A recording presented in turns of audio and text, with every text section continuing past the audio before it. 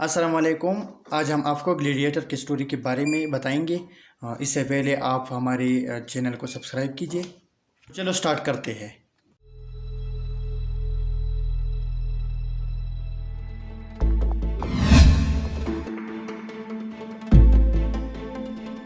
हजारों साल पहले रोमन साम्राज्य में खेल के नाम पर खूनी लड़ाइयाँ होती थी। इनमें हिस्सा लेने वाले योद्धाओं को ग्लैडिएटर्स कहा जाता था। इनकी रोमांचक कहानियों पर हॉलीवुड में कई सुपरहिट फिल्में और टीवी सीरियल बने हैं। इसके बावजूद ग्लैडिएटर से जुड़े हुए कई ऐसे दिलचस्प फैक्ट्स हैं जिनके बारे में लोग कम ही जानते हैं। आइए हम आपको रोमन एम्पायर के इन बेहद ताकतवर और साहसी योद्धा खिलाड़ियों के बारे में बताने जा रहे हैं।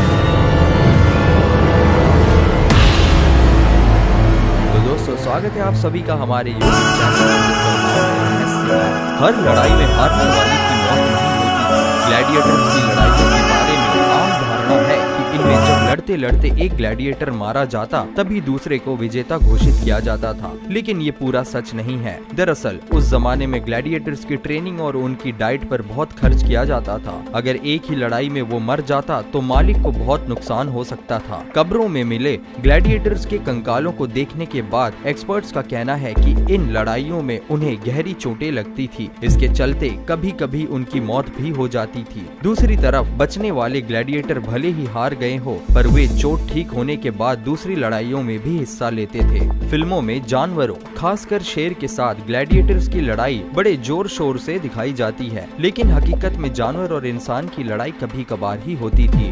वेनाटोरस और बेस्टियरी, इन दो क्लास के ग्लैडिएटर्स ही शेर, भालू और कभी कभी हाथियों से लड़ते थे।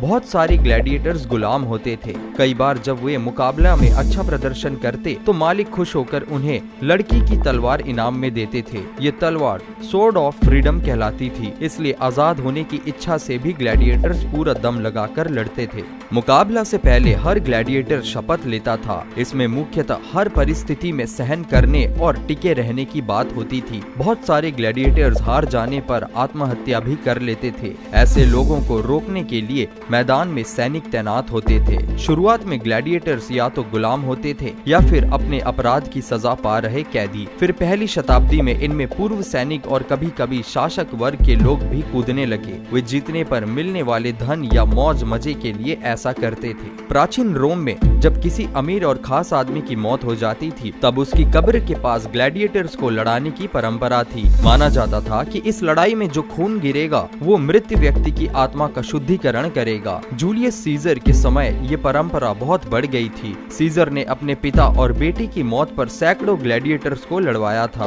ग्लैडिएटर्स की कई श्रेणियां होती है, उन्हें कितनी ट्रेनिंग मिली है, उनका अनुभव कितना है, इस आधार पर प्रतिद्वंदी तय किए जाते हैं। इसके अलावा भी अलग अलग क्लास के ग्लैडिएटर्स हुआ करते थे। कुछ तलवारों से लड़ते थे तो कुछ घोड़ों पर बैठकर मुकाबले में उतरते थे। रोमन साम्राज्य में ये खूनी लड़ाइयाँ बहुत पॉपुलर थी। ऐसी फाइट देखने के लिए पब्लिक टूट पड़ती थी। उस दौर में रोम में 164 एरेना थे जहाँ ग्लैडिएटर्स के बीच मुकाबले होते थे। प्राचीन पुस्तकों में दर्ज है कि ऐसे ही एक मुकाबले में एरेना लोगों के बोझ से ढह गया था और हजारों लोग मर गए थे। ग्लैडिएटर्स में महिलाएं भी होती थी। कई बार एम्परर भी योद्धा के रूप में मैदान में उतरते थे। उस जमाने में ग्लैडिएटर्स को सेलिब्रिटी का दर्जा प्राप्त था। अमीर वर्ग उन्हें लड़वाता था और उन पर दांव लगाता था, परंतु सामान्य लोगों की नजरों में उनका दर्जा बहुत ऊंचा होता था। तो दोस्तों, ये वीडियो आपको कैसी लगी और आपको क्या सीखने को मिली, हमें कमेंट के द्वारा जरूर ही बताइए। इस वीडियो को लाइक कीजिए और अपने दोस्तों के बीच ज्यादा से ज्यादा शेयर कीजिए। और भी ऐसे वीडियोस देखने के लिए देखते रहिए रहस्य मैक्स।